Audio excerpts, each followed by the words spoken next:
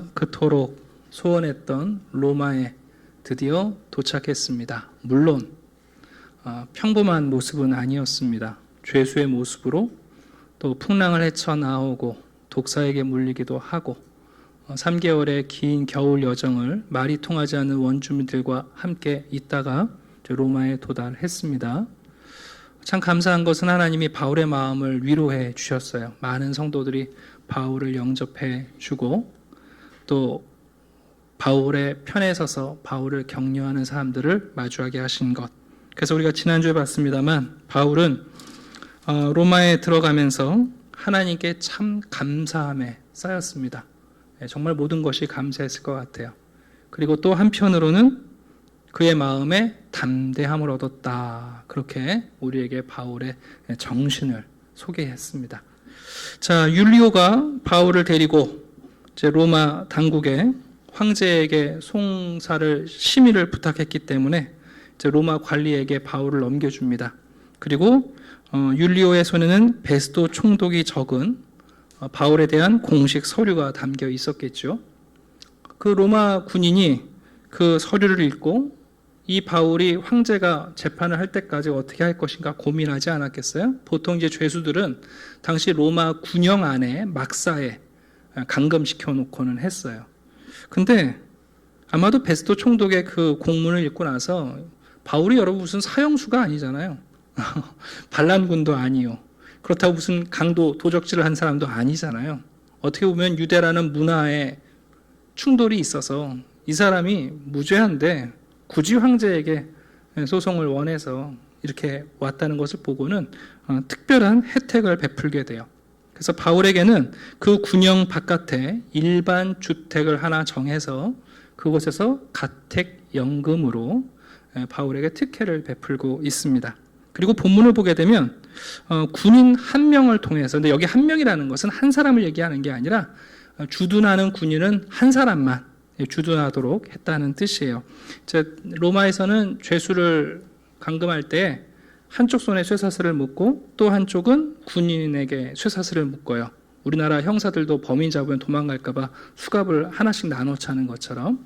근데 군인이 하루 종일 있는 게 아니라 이제 4시간마다 교체됩니다. 그러니까 하루에 6명의 군인이 돌아가면서 바울과 쇠사슬을 함께 나눠 차고 있는 거죠.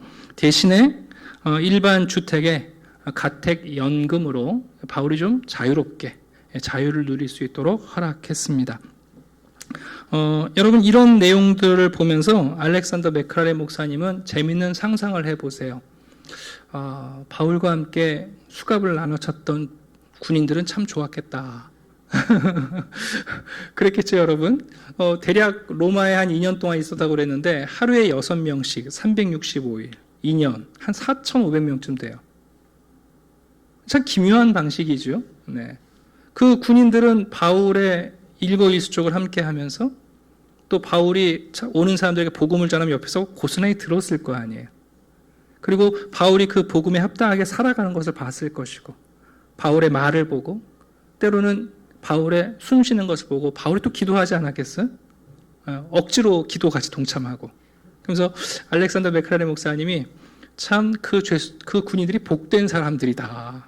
그렇게 표현하는 장면이 있는데 그 상상해 보면 참 재미도 있고 또 하나님께서 그런 방편으로 로마의 군인들 가운데 하나님의 백성 삼으시는 분들이 있었겠다. 그런 생각도 해 봅니다. 자, 오늘 본문을 통해서 우리에게 주시는 하나님의 말씀 첫 번째는 뭐냐면 하나님은 하나님의 약속에 신실하시다는 겁니다.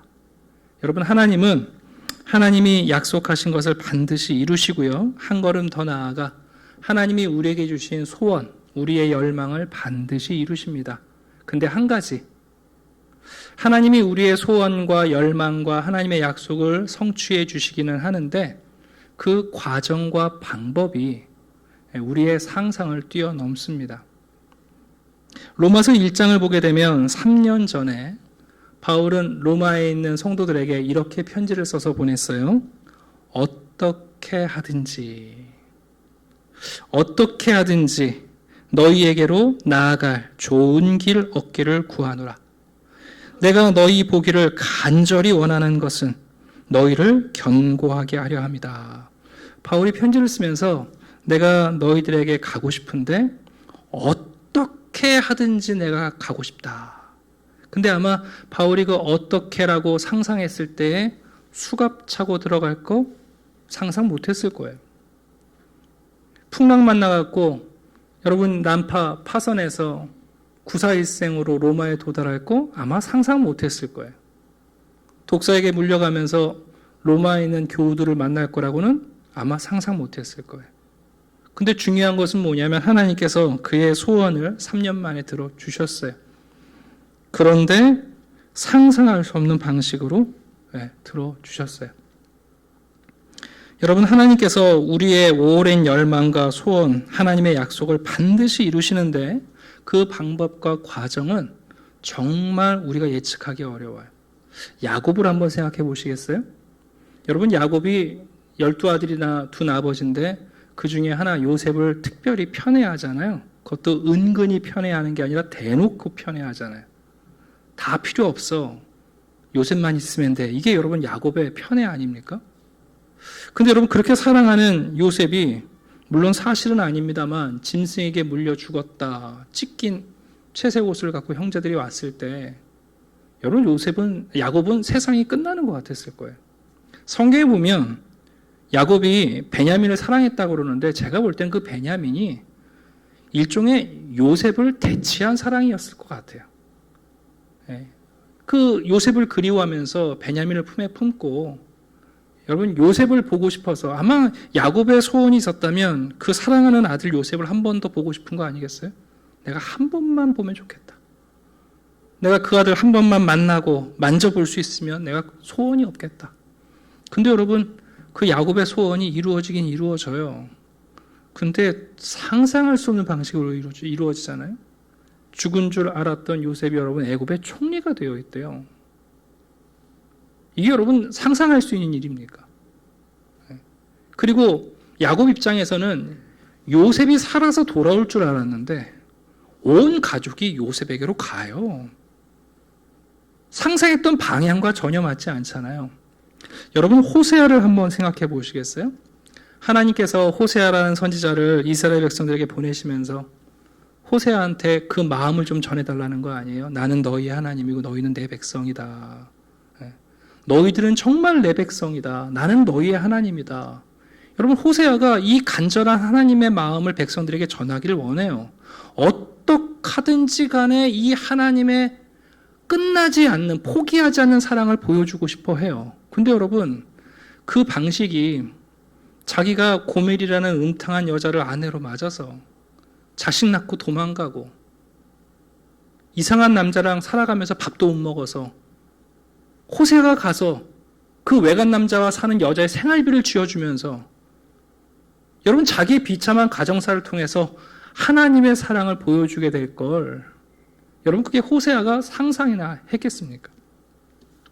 제가 제 예화를 잘 안 들긴 하는데 예전에 제가 함께 신앙생활했던 청년이 있어요. 여자 청년인데 벌써 30년 전 이야기인 것 같아요. 여러분 그때는 사실 치매라는 거 우리가 그렇게 생각하지 않았었어요. 그 자매 어머님이 50대 초반이세요. 이제 막 50을 넘기신 분인데 알고 보니까 여러분 치매였던 거예요. 그때는 여러분 일반 치매 병원이 없었습니다. 그래서 일원동에 있는 삼성의료원이 거의 유일한 치매 진단 병원이었고 그때는 뭐 의료보험도 안 돼서 하루에 약을 아침에 저녁에 하나씩 드시는데 알약 하나가 7, 8만 원씩 했었어요. 보험도 안 돼가지고. 이제 막 20살 갓 넘은 대학생이었던 청년인데 그 멀쩡했던 여러분 젊은 엄마가 정말 말도 되지 않는 행동을 하고 이러니까 제가 한 두 번 신방을 갔었는데 제가 깜짝 놀랐어요. 너무나 젊으신 분이고 근데 행동하는 건 정말 그렇게 한 10년을 그 가족들이 돌본 것 같아요. 예, 교회에 있던 형제하고 결혼을 할까 말까 고민하다가 그래도 결혼을 했어요. 격려해서. 또 그 어머니 계속 돌보면서. 근데 참 신기한 게 뭐 안타까운 거죠. 결혼했는데 자녀가 안 생겨요. 예. 10년 지나도 뭐 노력을 해도. 그러다가 결혼하고 한 10년쯤 후에 그러니까 어머님이 한 20년 투병 생활 하시고 돌아가셨을 때 제가 연락받고 장례식장을 갔거든요. 그러니까 얼굴이 말이 아니더라고요. 그래서 야, 너 그동안 너무 애썼다. 정말 쉽지 않은 일인데 너 많이 했었다. 근데 얼굴이 초췌해서 제가 좀 걱정을 했더니 그 신랑도 제 제자인데 얘기를 해주는 거예요. 목사님 임신했어요. 그러는 거예요. 참 여러분, 하나님이 일하시는 방편이 우리의 상상력으로 감당하기 안 돼요. 그렇게 힘들게 돌봤던 어머님이 떠나시면서 어떻게 보면 선물 같기도 하고 또 새로운 시간을 시작하라는 하나님의 참 멋진 계획이시죠. 지금은 딸 둘 낳고 카페 하면서 살고 있어요. 제가 이런 이야기를 해드린 이유는 뭐냐면 여러분, 하나님의 약속을 반드시 이루세요. 우리 안에 있는 열망과 소원을 여러분 반드시 성취하십니다. 근데 우리가 원하는 방식과 우리가 생각하는 상상은 아니에요. 여러분, 한번 생각해 보면 온 인류를 구원하려면 무슨 방법을 써야 온 인류를 구원하겠어요? 여러분, 세상에 있는 모든 사람들을 정말 여러분 거룩한 백성을 만들려면 무슨 방법을 쓰면 되겠어요? 유전자를 개조할까요? 뇌 이식을 할까요? 인종 싹쓸이 하면 될까요? 이사야서는 하나님의 구원 계획을 우리에게 설명하면서 이렇게 단서를 달아요. 그가 곤욕을 당하여 괴로울 때에도 입을 열지 아니하였으며 도수장으로 끌려가는 어린 양과 털 깎는 자 앞에서 잠잠한 양같이 그의 입을 열지 아니하였도다. 그는 곤욕과 신문을 당하고 끌려갔으나 그 세대 중에 누가 생각하기를 그가 살아있는 자들의 땅에서 끊어짐은 마땅히 형벌받을 내 백성의 허물 때문이라 하였으리요. 이사야 선지자가 고난받는 종을 통하여 세상의 영혼들을 구원하시는 하나님의 계획을 봤어요. 근데 그것을 설명하는데 설명하면서도 이사야 선지자 자신이 황당한 거예요. 대체 누가 그런 방식으로 하나님의 사랑을 표현하고 우리를 구원하시려고 대체 누가 생각이나 해봤겠느냐. 네. 여러분, 세상에 많은 신화들이 있고요. 영웅담이 있습니다. 전설들이 있습니다. 그런데 여러분, 예수 그리스도의 십자가 죽음과 같은 방식으로 우리의 구원을 이루시는 여러분 그런 이야기는 없어요. 그건 우리가 상상할 수 있는 이야기가 아니거든요. 우리가 상상할 수 있는 구원은 힘 있는 영웅이 나타나고 권력자가 나타나고, 그래서 여러분 우리가 구원받고 우리의 인생이 바뀌는 걸 바라지, 우리와 똑같은 사람이 나타나서 우리보다 힘없이 여러분 그것도 죽어가지고 그것도 죽을 뻔하다가 산 게 아니라 완전히 죽어서, 여러분 이런 방식으로 우리를 구원하신다는 것은 우리의 생각할 수 없는 일이에요. 우리가 생각할 수 없는 일이에요. 저는 우리 성도님들에게 종종 말하는데, 여러분 하나님과 함께 동행한다는 것은 우리에게 거룩한 상상력을 필요로 하는 일이에요. 근데 이상하게 하나님은 분명히 약속하시고 하나님은 분명히 성취하시는데 우리의 상상력이 하나님을 못 따라가요. 자녀들에 대해서 이야기해서 죄송합니다만 우리 부모님들이 자기 자녀에 대해 갖고 있는 상상력이 여러분 보잘것 없어요. 여러분의 상상과 여러분의 계획대로 여러분의 자녀가 잘 되면 하나님이 왜 필요해요? 부모만 필요하지. 여러분, 하나님은 하나님의 약속과 우리의 열망을 반드시 이루세요. 그런데 그 과정과 방법이 달라요. 여러분, 바울이 지금 죄수의 몸으로 왔어요. 쇠사슬을 차고 있어요. 근데 여러분 20절 한번 보시겠어요? 자기를 찾아온 유대의 높은 사람들, 로마에 있는 회당장들이에요. 그 사람들한테 자기의 쇠사슬을 보여주면서 얘기합니다. 내가 이스라엘의 소망으로 인하여 이렇게 묶여 있다. 여러분 얼마나 당당합니까? 누가 여러분 그거를 이스라엘의 소망이라고 보겠어요? 바울의 손에 묶인 쇠사슬을 보면서 그게 무슨 이스라엘의 소망이겠어요? 근데 아니에요. 여러분, 바울이 얘기하는 거예요. 네. 첫 번째, 여러분에게 약속의 말씀을 드립니다. 여러분, 하나님 약속 반드시 이루시고요. 우리의 열망을 이루세요. 우리의 거룩하고 착한 소원을 반드시 이루세요. 그런데 그 과정과 방법은 하나님의 생각이세요. 그래서 우리 성도들은 하나님과 동행하면서 우리의 상상력을 키워가야 돼요. 저랑 아내랑 자주 그런 이야기를 해요. 저희 과천 다시 올 거 상상도 못했어요. 과천 2번이나 다시 왔거든요. 무슨 삼세판도 아니고. 여러분이 한번 생각해 보세요. 하나님이 우리의 마음과 우리의 열정을 이루어내시는 방법, 여러분 정말 우리의 상상력을 필요로 해요. 사도행전 마지막에 여러분 바울은 담대함을 얻었어요. 내가 어떻게 하든지 로마로 가야겠다. 바울도 생각하지 못했던 일이에요. 그러나 하나님이 이루셨어요. 하나님께서 여러분의 소원, 하나님의 약속을 이루실 것을 믿으시기 바랍니다. 아멘. 두 번째입니다. 오늘 본문을 보시면요, 바울이 아마 함께했던 아리스다고와 누가 입장에서는 이제 진영 밖에 주택을 하나 얻어서 거기서 가택연금 준비해야 되니까 짐도 풀고 청소도 하고 이제 앞으로 뭐 음식 해 먹어야 되니까 여러분 주방 도구도 사고 그러지 않았겠어요? 여러분 최소한 로마 만나서 심의받고 그거 하는데 여러분 며칠 걸리지 않겠어요? 근데 여러분 17절 한번 보겠어요?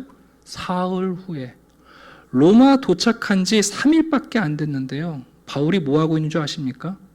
아리스다고 누가 또 성도들을 데려다가 로마 전역에 있는 유대 회당의 회당장들 좀 모아달라고 부탁을 해요. 여러분 바울이 전도할 때 항상 새로운 지역을 가면 제일 먼저 유대인 회당에 가서 복음을 전했어요. 왜? 바울의 마음속에 유대인 자기 민족에 대한 사랑이 있거든요. 근데 이제는 가택연금이니까 갈 수가 없어요. 그러니까 바울이 뭐 하냐 하면 회당장들 모아달라는 거예요. 근데 여러분 아리스다가와 누가 입장에서는 저도 그랬을 것 같아요. 바울 사도님 좀 며칠 좀 쉽시다. 아니 이제 로마 들어온 지 우리 이제 뭐 이사해갖고 짐 풀고 있는데 지금 할 일도 많고 앞으로 준비할 것도 있는데 근데 여러분 바울이 얼마나 재촉하는지 3일 만에 다 모았어요. 로마서 9장을 보면 바울이 유대인들을 향한 자기의 사랑을 이렇게 표현하고 있습니다. 내가 그리스도 안에서 참말을 하고 거짓말을 아니하노라. 나에게 큰 근심이 있는 것과 마음에 그치지 않는 고통이 있는 것을 내 양심이 성령 안에서 나와 더불어 증언하노니 나의 형제 곧 고륙의 친척을 위하여 내 자신이 저주를 받아 그리스도에게서 끊어질지라도 원하는 바로라. 여러분 뭐예요? 바울이요 자기 동족 유대인 사랑하는데 진심이에요. 요즘 젊은이들이 이 진심이라는 표현을 잘 쓰거든요. 뭐에 대해서 진심이다? 저 같은 경우는 아이스크림에 대해서 진심이에요. 저는 녹은 아이스크림은 못 견뎌요. 근데 여러분 바울은 뭐에 진심이냐면 유대인 자기 민족 사랑에 진심이에요. 바울이 얘기하잖아요. 나 참말하고 거짓말 안 한다. 자기 동족과 민족을 생각하면 큰 근심이 있어요. 항상 기뻐하다가도 유대인들을 생각하면 그치지 않는 고통이 있어요. 그의 양심뿐만 아니라 성령이 자기에게 더불어 증언한다고 당당하게 말해요. 심지어 뭐라고 말해요? 그 고륙의 친척들 유대인들을 위해서라면 내가 그리스도께서 저주받아도 난 좋다. 여러분 바울 유대인에게 진심이에요. 그래서 여러분 로마에 도착하자마자 자기가 회당에 못 가니까 뭐 하고 있냐 하면 여러분 회당장 좀 불러달라는 거예요. 모아달라는 거예요. 그래서 여러분 3일 만에 20명 내지 30명 되는 회당장들이 가택연금된 바울의 집에 온 거예요. 여러분 바울이 유대인 사랑에 얼마나 진심인 줄 아십니까? 그 다음 내용 보면 뭐라고 돼 있어요? 나 여기 죄인으로 온 것처럼 보이는데 나 사실 로마 총독이 이미 나의 무죄를 확증했다. 그런데 유대인들이 나를 끝까지 고소해서 내가 어쩔 수 없이 황제에게 상소해서 오긴 왔다. 그러나 여러분 바울은 유대인들을 맞고소하지 않았어요. 예수님처럼 여러분 수욕과 모욕을 당했다고 해도 온유하게 여러분 복수하지 않았어요. 바울이 말하는 거예요. 저 유대 땅에 예루살렘에 유대인들이 나를 고소해서 나를 곤란하게 해서 나 그 사람들 고소하지 않았다. 여러분 유대 지도자들이요 바울이 어떤 사람인지 모르지 않아요. 21절 보게 되면 바울이 믿는 예수 그리스도가 어떤 분인지 이렇게 되어 있죠. 우리가 유대에서 내게 대한 편지도 받은 일이 없고 또 형제 중 누가 와서 내게 대하여 좋지 못한 것을 전하니가 아무도 없다. 그러나 22절 네가 말하는 이 파 예수 그리스도를 따르는 이 유대의 분파에 대해서는 어디서든지 이미 10여 년 전부터 여러분 로마 전역에 예수 믿는 사람들이 흩어져서 이미 복음 전하고 있었거든요. 교회 공동체가 있었어요. 어디서든지 그 파에 대해서는 우리가 반대하고 있다 하고 얘기해요. 그러니까 여러분 기독교에 대하여 예수 그리스도에 대하여 선입견이 있는 사람들이에요. 그럼에도 여러분 바울은 포기하지 않아요. 여러분 바울은 유대인들을 사랑하는데 진심이에요. 여러분 모세를 보면 모세가 40년 동안 이스라엘 백성들 광야 생활 함께하면서 얼마나 고역을 당합니까? 오죽하면 하나님께서 모세한테 한번 이런 얘기 하시잖아요. 야 모세야, 네가 40년 동안 이 백성들과 함께 생활해 보니 이 백성 속을 네가 더 잘 알지. 내가 너한테 진지하게 말하는데 네가 허락만 하면 이 출급한 백성들 내가 광야에서 몰살시키고 아브라함 언약 취소하고 너부터 다시 시작하자 하고 하나님이 모세한테 제안하시잖아요, 여러분. 모세가 뭐라고 그럽니까, 여러분? 안 된다는 거 아니에요? 자기 이름 생명시에서 지워져도 안 된다는 거 아니에요? 여러분, 그게 모세의 진심 아닙니까? 예, 그게 모세의 진심 아닙니까? 여러분 성경 보면 하나님께서 이런 말씀을 에스겔서에 담아 놓으셨어요. 하나님이 자기 백성을 사랑하셔서 이 백성들을 좀 잘 이끌라고 지도자들을 보내신 거예요. 목자를 보내셨어요. 어떨 때는 사사들을 보내셨고 어떨 때는 여러분 왕도 세워주시고 제사장들도 좀 보내시고 또 안 되니까 선지자들을 계속해서 보내시잖아요. 근데 하나님이 보니까 이 지도자들이 하나도 제대로 된 목자가 없는 거예요. 오죽하면 여러분 하나님이 뭐라고 그러세요? 안 되겠다. 내가 친히 내 백성의 목자가 되리라 그러시는 거 아니에요? 여러분 그게 하나님의 진심 아닙니까? 예수님이 이 땅에 오셔서 갈릴리와 유대와 근방의 이방 땅을 다 다녀보셨어요. 예수님이 무엇을 보셨냐 하면 인생을 살아가는데 목자 없이 살아가는 사람들이에요. 자기가 지금 있는 현 주소를 몰라요. 자기들이 앞으로 걸어갈 길을 몰라요. 생각하며 산다고 하는데 아니에요. 그냥 행동하며 사는 거예요, 본성적으로. 예수님이 보시니까 목자 없는 양처럼 유리하고 방황해요. 그것 때문에 예수님의 마음이 민망하셨대요. 내장이 꿈틀거리셨대요. 그게 여러분 예수님의 본심 아니에요? 내가 이들을 위하여 참 목자가 되리라고 그리고 십자가 지시는 거잖아요, 여러분. 여러분 바울이요, 자기 민족 사랑의 진심이었어요. 종종 교회 안에서 오해와 때로는 짧은 시간 내에 섣부른 판단으로 우리가 서로 어려울 때가 있는데 여러분 진심은요 시간이라는 시금석 검증대를 통과합니다. 여러분 그게 사심일 경우는 여러분 드러나지만 진심의 경우는 시간 지나면 드러나게 돼 있어요. 여러분 우리 그리스도인들은 어떤 사람들입니까? 하나님을 사랑하는 일에 진심인 사람들이에요. 영혼 사랑하는 일에 진심인 사람들이에요. 여러분 바울이요 자기 민족 사랑하는데 진심이었던 사람이에요. 바울이 직업정신으로 사역하지 않았어요. 여러분 바울이 억지로 이 일을 감당하고 있는 거 아니에요. 오늘 우리가 이 본문을 보면서 사도행전 마지막을 읽어가면서 바울이 정말 자기 민족에게 진심이었구나. 쇠사슬 차고 외출이 안 되니 회당장들 불러달라고.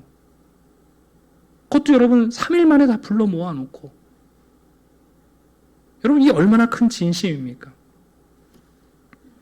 우리 성도들 가운데도 가족들의 구원을 위해서 또 자녀들의 구원을 위해서 기도하시는 분들이 많이 계신 거 알아요. 여러분 형식되시면 안 돼요. 진심이셔야 돼요. 우리가 이웃을 사랑하는 것도 작은 섬김도 진심이어야 돼요. 네. 마지막으로 한 가지 더 말씀을 드립니다. 여러분 바울이 이 회당장들한테 뭐라고 그러냐면 그러지 마시고 사람들을 좀 모아주시면 내가 믿는 이 신앙에 대해서 내가 좀 설명하고 싶다 그래요. 여러분 22절 보시겠어요? 우리가 너의 사상이 어떠한가 듣고자 한다 그랬어요. 그런데 여러분 죄수의 입장에서는요 묵비권이 훨씬 유리합니다. 여러분 오해받는 사람은요 말을 많이 하잖아요. 그럼 그 중에 몇 단어만 가지고도 여러분 그 사람의 죄증을 더 크게 만들 수 있어요. 그래서 보통 우리가 변호사 없으면 묵비권 행사하는 거예요.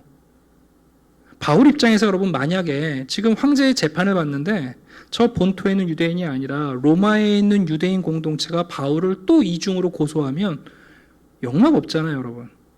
차라리 여러분 그냥 침묵하면 되잖아요. 묵비권 행사하면 되는데 바울이요 옳거니 그리고는 사람들을 모아달라 그러고 며칠 후에 여러분 더 많은 사람들이 왔을 때 23절 보시겠어요? 아침부터 저녁까지 강론합니다. 정말 진심이에요. 한 몇 시간 얘기하다가 알아듣겠죠, 못 알아듣겠어요, 그만합시다가 아니에요, 여러분. 아침부터 저녁까지 자신의 인생에 찾아오셨던 예수 그리스도를 증거해요. 증언합니다. 그리고 모세와 율법과 선지자의 말을 가지고 예수에 대하여 설득합니다. 얼마나 간절한지 모르겠어요. 여러분, 이때 당시 바울의 나이는 한 60세쯤 되었을 거예요. 바울이 30대 후반에 다메섹에서 예수를 만난 다음에 그가 약 30여 년 동안 열심히 선교했어요. 바울의 그 모습을 우리가 정확히 알 수는 없습니다만 2세기쯤 새겨져 있는 지금 바티칸 도서관에 있는 동판이 있는데 거기 바울과 베드로의 모습이 새겨져 있어요. 아마도 우리가 역사에 거슬러 올라갈 수 있는 가장 근접한 바울의 모습일 것 같아서 제가 오늘 그림을 한 장 준비해 왔는데요. 우리 그림을 하나 좀 띄워주시겠어요? 네, 좌측에 있는 게 아마도 가장 오래된, 한쪽은 바울이고 한쪽은 베드로의 모습이고요. 우측에 있는 것은 그거보다 약간 후기인 것 같긴 한데요. 카다콤 동굴에 새겨져 있는 바울의 모습이에요. 그레이 박사님께서 이 그림을, 이 바울의 모습을 깊이 묵상하시면서 이렇게 설명해 놓으신 글이 있어 제가 한번 그림 보시면서 들어보세요. 바울은 사려 깊은 사람처럼 보인다. 마르고 강인한 체구에 약간 머리가 벗어졌고 길고 빳빳한 턱수염이 나 있었다. 그의 표정은 침착하고 인자하였으나 약간 슬픈 듯한 기색도 없지 않았다. 그가 자신의 쓸 것을 벌기 위해 손수 일했음에도 불구하고 그의 용모는 거칠게 보이지 않았으며 오히려 고상한 분위기를 자아낸다. 네.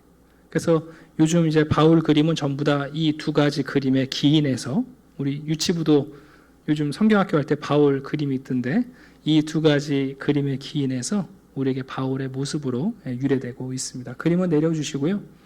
여러분 오늘 본문을 보시면 바울은 정말 지난 30여 년 동안 자신과 함께 하셨던 예수님의 사도로 자기 자신을 증인으로 내세우고 있고 또 성경의 본문을 가지고 유대인들을 설득하고 있는 장면이 나와요. 무엇을 보여주려고 그랬냐면 하나님의 나라.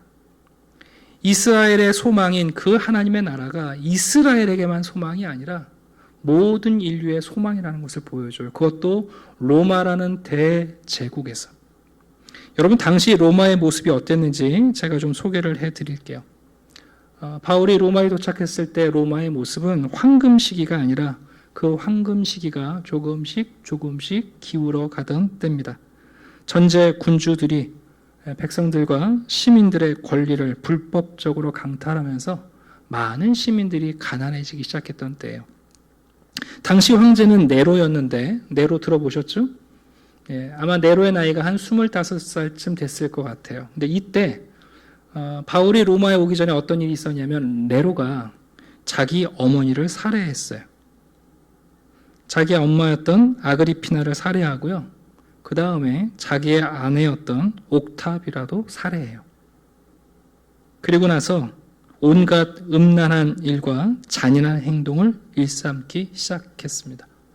당시 로마의 인구는 200만 정도 됐을 것으로 우리가 추정하는데 그 200만 중에 절반은 노예였어요. 그리고 약 700명의 원로 위원들이 있었는데요. 원래는 한 1000명쯤 되는데 네로가 계속해서 위원회를 축소해요. 자기 마음대로 하려고. 당시 한 700명의 원로의 위원들이 있었고요.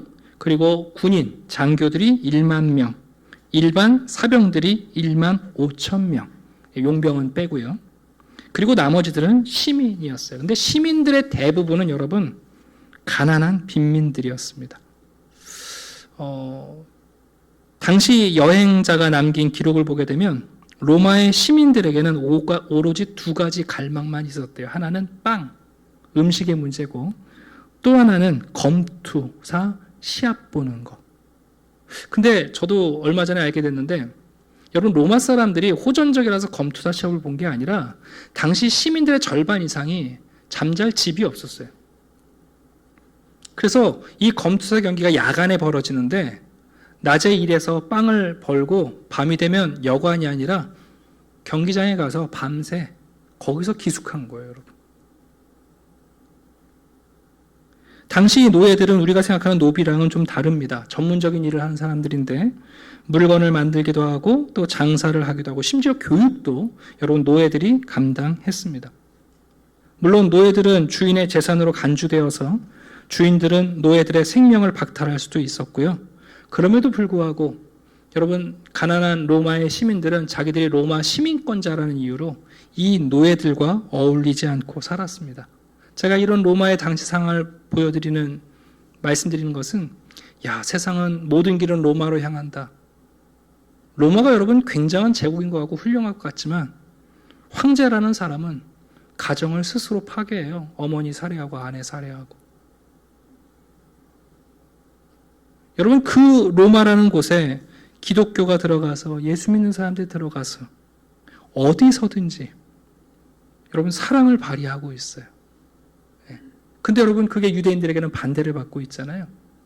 바울이 가서 그 예수 그리스도의 복음을 자기의 삶으로 증언하고 하나님의 말씀을 통해 그들을 설득해요. 하나님 나라는 곧 예수 그리스도다. 하나님 나라의 중심은 예수 그리스도시다. 하나님 나라의 근본이 바로 예수 그리스도이시고 그 그리스도 안에서 여러분 유대인과 이방인들 모든 사람이 하나가 될 수 있다는 놀라운 복음을 가리키고 있어요.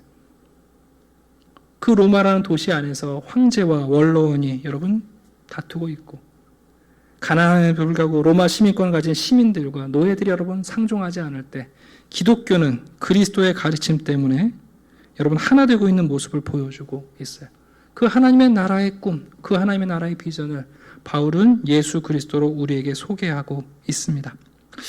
말씀을 마치려고 합니다. 예수 그리스도 안에서 우리가 하나가 될 수 있다는 이 하나님의 나라의 가르침, 여러분 이것은 어떤 도전이 와도 변함없이 우리가 수행해야 하는 사명입니다. 이 일에 우리 그리스도인들은 여러분 진심이어야 돼요. 평화를 흉내내는 거 말고 사랑을 여러분 말로 행하는 것 말고 여러분 이게 우리의 진심이어야 돼요. 성경은 나사렛 예수의 강림과 고난과 죽으심과 부활과 영원한 승리에 대한 해설서입니다. 로마서 1장은 이렇게 말씀합니다. 성결의 영으로는 죽은 자들 가운데서 부활하사 능력으로 하나님의 아들로 선포되셨으니 곧 우리 주 예수 그리스도시니라. 말씀을 마치겠습니다. 자, 첫 번째입니다. 꼭 기억하십시오. 하나님이 약속을 반드시 지키십니다. 여러분이 갖고 있는 선한 열망과 아름다운 소원들 하나님 반드시 들어주실 겁니다. 그러나 그 과정과 방법은 우리가 생각할 수 없습니다. 그러니 믿음 안에서 거룩한 상상력을 품고 하나님과 동행하는 분들 되기를 주님의 이름으로 축원합니다. 여러분, 사랑이라는 건 진심입니다. 시간이 지나면 여러분 나타납니다. 어렵다고 해서 여러분 포기되어지지 않습니다. 사도행전에서 보여주는 사도들과 바울의 이 영혼에 대한 진심, 우리 가운데도 이 진심이 있고 그것이 드러나게 되기를 기대합니다. 마지막, 여러분 우리가 아무리 좋은 시대, 좋은 나라, 정말 여러분 우리가 풍요로운 삶을 살아가고 있어요. 그러나 조금만 들춰보시면 로마와 우리가 크게 다르지 않아요. 로마가 아니라 하나님의 나라의 꿈을 꾸는 우리들에게 여러분 예수 그리스도는 그 하나님 나라의 근본이세요. 우리가 증인이 되어서 그리고 이 말씀을 가지고 세상에 설득하는 역할, 그 사명, 그게 우리에게 맡겨져 있습니다.